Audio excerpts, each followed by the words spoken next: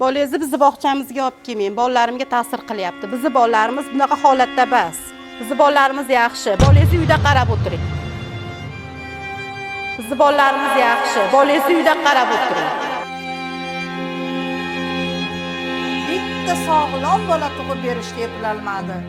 O'g'limni pulini ham yedi, umrini ham yedi.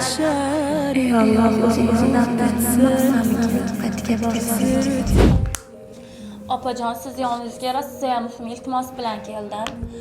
Farzandim bilan yillar mobaynida doktor yurib, rosa ham charchadik to'g'risi.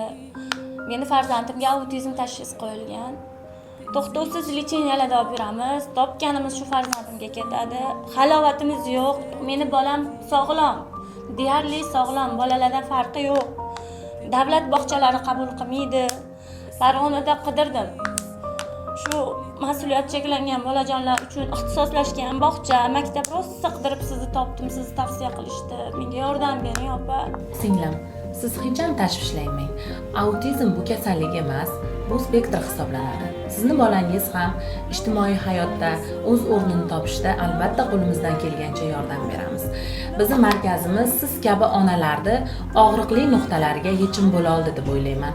Bizning markazimizda apoterapiya, dialektologiya, sensorli integratsiya, LFK, AFK, surdopedagogika, oligofrenopedagogika yo'nalishi bo'yicha oliy toifali mutaxassislar o'z ishlarini olib boradi. Sizni farzandingiz ijtimoiy hayotga moslashishida qo'limizdan kelgancha yordam beramiz.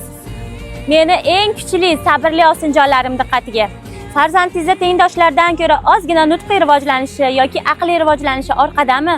Yashirib o'tirmang. To'g'ri, Farg'onamizdagi Nurafshon imkoniyati cheklangan bolalar markaziga olib keling. Bu yerda juda ham sharoitlari zo'r ekan. Bolajonlarni ko'rib to'g'risi xursand bo'ldim, sharoitlari shunchalik zo'rligiga, mutaxassislar alohida shug'ullanib turganligiga. Bilasizlar, osinjonlar, har qanday kasallik o'tib ketgandan keyin davosi yo'q. Sezdingizmi farzandingizda ozgina bolajonlardan rivojlanishda orqadaligini sezdingizmi? To'g'ri mutaxassislar yoniga olib keling.